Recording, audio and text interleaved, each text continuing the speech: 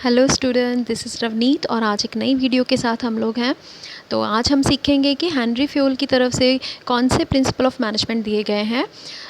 जैसे कि हमने पिछली वीडियो में ये पढ़ा था कि प्रिंसिपल ऑफ मैनेजमेंट होते क्या हैं, उसकी इंट्रोडक्शन हमने पढ़ी और साथ में हमने उसके डेरिवेशंस किए थे और नेचर की थी कि आखिर ये प्रिंसिपल ऑफ मैनेजमेंट की नेचर क्या होती है।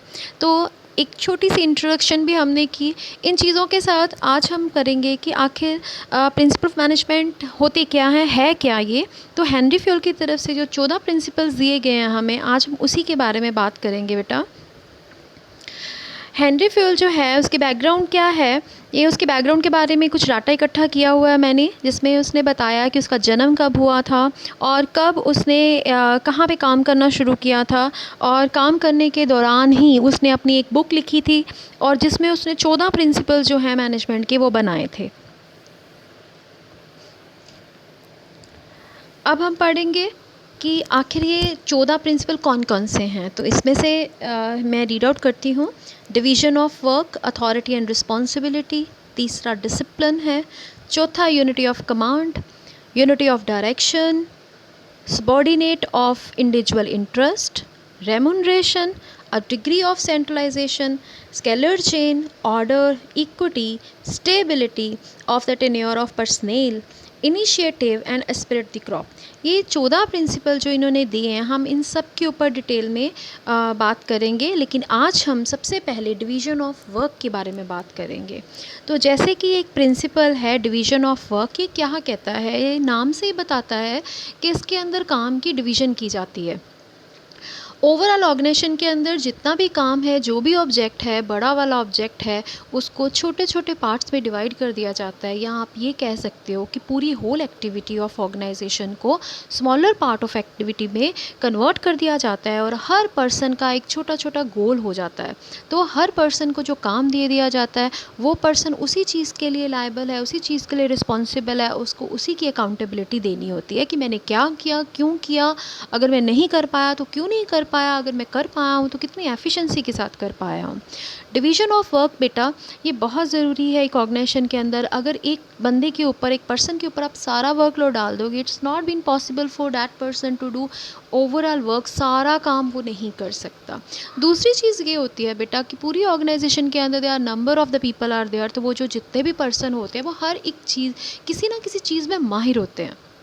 तो वो जो किसी ना किसी चीज़ में माहिर होते हैं, that means they have a skill over there. तो जो स्किल, जिस तरह का इंसान, उसके अंदर जैसी स्किल है, जैसी क्वालिफ़िकेशन है, जैसे वो एक how to tackle the role, एक पर्टिकुलर ऑफिस का जॉब रोल कैसे वो कर लेता है, तो उसी के दौरान उसको एक एक्टिविटी दे दी जाती है। सपोज़ अगर अगर हमारी ऑर्गेनाइजेशन, अगर हम एक कॉलेज की बात करें, तो कॉलेज का मेन गोल क्या होता है, एजुकेशन को प्रमोट करना। तो एजुकेशन प्रमोट करने के लिए there are number of departments. वहाँ पे हर डिपार्टमेंट में एचओडीज़ हैं, यानी कि जो एक माहिर पर्सन, फिर उसके नीचे कई और टीचर्स आते हैं जो उन्होंने डिपार्टमेंट चलाने के लिए रखे हुए हैं। वो हर एक पर्सन, कोई फाइनेंस में स्पेशलाइज्ड है, अगर हम कॉमर्स की बात लेके चलें तो कोई फाइनेंस में एक्सपर्ट है, कोई मार्केटिंग में एक्सपर्ट है, कोई अगर दूसरे डिपार्टमेंट की बात करें तो कोई फ़ैशन डिज़ाइनिंग में एक्सपर्ट है, कोई इकनॉमिक्स में एक्सपर्ट है, कोई साइंसेस में एक्सपर्ट है। तो हर एक के अपने अपनी क्वालिफ़िकेशन के अकॉर्डिंगली वो स्पेशलाइज्ड पर्सन है और वो उसी तरह से आपको लेक्चर डिलीवर करते हैं क्योंकि वो उस चीज़ में माहिर हैं। ठीक है।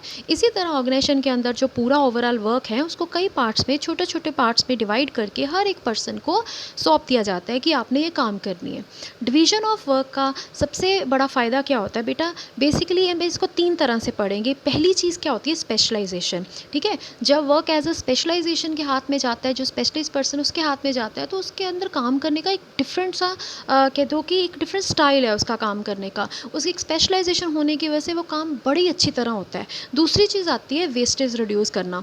बेटा जो बंदा जिस चीज़ में स्पेशलाइज्ड है ना, वो उस चीज़ में वेस्टेज बहुत कम करता है। हमारी मदर घर में वो काम करते हैं, वो वेस्टेज नहीं करते, वो बड़ी अच्छे से बड़ा टेस्टी और स्वादिष्ट खाना बनाते हैं। बट वही काम अगर उनके बच्चों को करना पड़ जाए तो कई बार रोटी जल जाती है, सब्जी में नमक ज़्यादा पड़ जाता है, पानी ज़्यादा पड़ जाता है। तो ऐसी जो चीज़ें हैं वो क्यों आती हैं? क्योंकि अभी आप लोग स्पेशलाइज़ नहीं हो उस चीज़ में। धीरे-धीरे आपको एक्सपीरियंस, आपको वो जो एक्सपीरियंस है, आपके ऑब्ज़र्वेशन है, वो चीज़ें सिखाती हैं कि आपने काम कैसे करना है।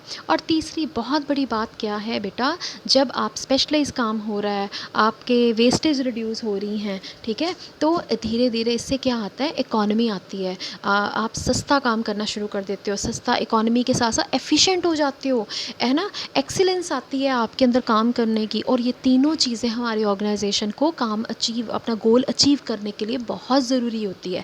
तो आज आपने प्रिंसिपल ऑफ मैनेजमेंट जो हेनरी फ्यूल की तरफ दिए गए हैं, वो 14 प्रिंसिपल के बारे में उनके नाम पढ़े कि वो कौन-कौन से हैं। साथ में हमने डिवीज़न ऑफ वर्क को डिटेल में पढ़ा, और बाकी के जो प्रिंसिपल्स हैं हम इसी तरह से रोज़ मिलते रहेंगे और रोज़ ही इस चीज़ को डिटेल में पढ़ेंगे। अगर आपको किसी तरह की भी कोई समझने में प्रॉब्लम आई है, या आपकी कोई भी क्वेरी है, तो आप कमेंट में दे सकते हैं, और वो मैं जल्द से जल्द उसको सॉर्ट आउट करने की कोशिश करूँगी। Thanks so very much.